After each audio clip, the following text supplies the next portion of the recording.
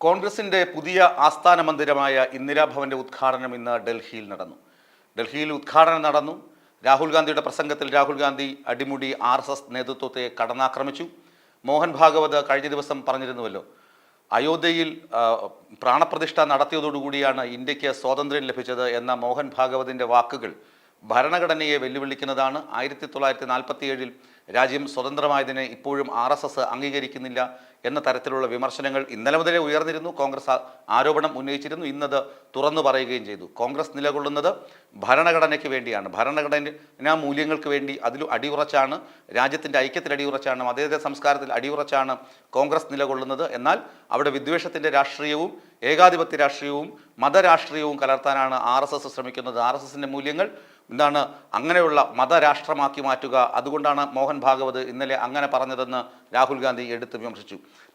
പ്രസംഗം കഴിഞ്ഞ് മല്ലികാർജുൻ ഖാർഗെ പ്രസംഗപീഠത്തിലെത്തി. അദ്ദേഹം പറഞ്ഞു, ആസ്ഥാന മന്ദിരത്തിലെ ലൈബ്രറി ഹാളിന് അന്തരിച്ച മുൻ പ്രധാനമന്ത്രി ഡോക്ടർ മൻമോഹൻ സിംഗിൻ്റെ പേര് നൽകുമെന്ന് മല്ലികാർജുൻ ഖാർഗെ പറഞ്ഞു. ഇതൊക്കെ കഴിഞ്ഞ് ഉദ്ഘാടനമൊക്കെ കഴിഞ്ഞ് പുറത്തിറങ്ങി നോക്കുമ്പോഴാണ് ഓഫീസ് മന്ദിരത്തിന് പുറത്ത് ഒരു ഫ്ലെക്സ് ബോർഡിൽ എഴുതി വച്ചിരിക്കുന്നു, സർദാർ മൻമോഹൻ സിംഗ് ഭവൻ എന്നാണ് എഴുതി വച്ചിരിക്കുന്നത്. അത് ആര് ഫ്ലെക്സ് വെച്ചു എന്ന് അജ്ഞാതമാണ്. ഈ ഫ്ലെക്സ് വെച്ചത് വിവാദമുണ്ടാക്കാൻ വേണ്ടി മനഃപൂർവ്വം ആരോ കൊണ്ടുവച്ചതാണ് എന്ന് കോൺഗ്രസ് നേതാക്കൾക്കറിയാം. പക്ഷേ ഈ വിവാദം വേണ്ട, ഇത് ഫ്ലെക്സ് മാറ്റിയാൽ മതിയല്ലോ എന്ന് പറഞ്ഞ് ഫ്ലെക്സ് എടുത്ത് മാറ്റി. പക്ഷേ ഇത് അമിത് മാളവ്യെ പോലുള്ള BJP നേതാക്കൾ ഏറ്റുപിടിച്ചു. അവർ പറഞ്ഞു, നരസിംഹറാവുവിനെയും അതുപോലെ തന്നെ മറ്റ് നേതാക്കൾ, അതായത് നെഹ്റു കുടുംബത്തിലോ ഗാന്ധി കുടുംബത്തിലോ പെടാത്ത നേതാക്കൾ, നരസിംഹറാവു, പ്രണബ് മുഖർജി ഇങ്ങനെ തുടങ്ങിയ കോൺഗ്രസിൻ്റെ മഹത്തായ നേതാക്കളെയൊക്കെ കോൺഗ്രസ് തഴഞ്ഞു. കോൺഗ്രസ് അവരുടെ മരണശേഷം അവരെ തഴഞ്ഞു. ജീവിച്ചിരിക്കുമ്പോൾ തന്നെ, അധികാരമൊക്കെ പോയി കഴിയുമ്പോൾ തന്നെ, ജീവിച്ചിരിക്കുമ്പോൾ തന്നെ പലപ്പോഴും കോൺഗ്രസ് ഈ നേതാക്കളെയൊക്കെ മറന്നുപോയി. അവരെ അനുസ്മരിക്കുന്നതിനോ അവരെ വേണ്ട വിധം ആദരിക്കുന്നതിനോ കോൺഗ്രസ് യാതൊന്നും ചെയ്തിട്ടില്ല. അതേ ഗണത്തിലേക്ക് ഡോക്ടർ മൻമോഹൻ സിംഗിനെയും തള്ളിയിടുകയാണെന്നായിരുന്നു അമിത് മാളവിയുടെ ആരോപണവും ആക്ഷേപവും. യഥാർത്ഥത്തിൽ ശരിക്കും ഈ കെട്ടിടത്തിൻ്റെ പേരിടേണ്ടത് ഡോക്ടർ മൻമോഹൻ സിംഗ് ഭവൻ എന്ന് ഇടേണ്ടതിന് പകരം ഇന്ദിരാഭവൻ എന്നാണ് പേരിട്ടിരിക്കുന്നത് എന്നാണ് ആക്ഷേപം. മൻമോഹൻ സിംഗ് എന്ന് പേരിടണമോ ഇന്ദിരാഭവൻ എന്ന് പേരിടണമോ അതൊക്കെ കോൺഗ്രസിൻ്റെ ആഭ്യന്തര കാര്യം. പക്ഷേ കോൺഗ്രസ് പാർട്ടി ഈ പറഞ്ഞ നേതാക്കളെയൊക്കെ എങ്ങനെയാണ് അനുസ്മരിക്കുന്നത്? അവർക്ക് വേണ്ട ഔചിത്യം, അവരുടെ മരണശേഷം അവർക്ക് വേണ്ട ഔചിത്യം പാർട്ടി നൽകുന്നുണ്ടോ എന്നൊരു പുനഃപരിശോധനയ്ക്ക് ഈ വിവാദം വിധേയമാകുമെങ്കിൽ, അല്ലെങ്കിൽ ഈ വിവാദം കൊണ്ട് അങ്ങനെ ഒന്ന് സാധ്യമാകുമെങ്കിൽ അത് കോൺഗ്രസ് പാർട്ടിയെ ഒന്ന് പ്യൂരിഫൈ ചെയ്യുന്നതിന് സാധ്യത തെളിയിക്കുന്നതാണ്.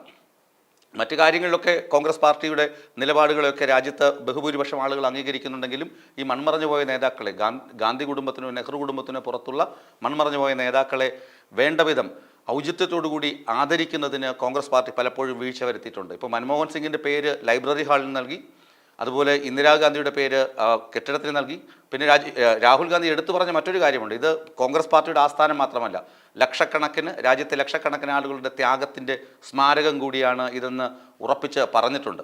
ഏതായാലും BJPയുടെ വിവാദം, ഈ മന്ദിരത്തിൻ്റെ പേരിനെ ചൊല്ലിയുള്ള വിവാദം ആദ്യ ദിവസം തന്നെ ഉയർന്നു വന്നത് ഇനിയും തീപാറുന്ന രാഷ്ട്രീയ ചർച്ചകൾക്കും സംവാദങ്ങൾക്കും വേദിയാകേണ്ട മന്ദിരത്തെക്കുറിച്ച് ഉദ്ഘാടന ദിവസം തന്നെ വിവാദം വരുമ്പോൾ അത് രാജ്യം ഇനിയും ഒരുപാട് രാഷ്ട്രീയ സംവാദങ്ങൾക്ക് കാതോർക്കുന്ന ഇടമായി മാറും എന്നതിൽ തർക്കമില്ല.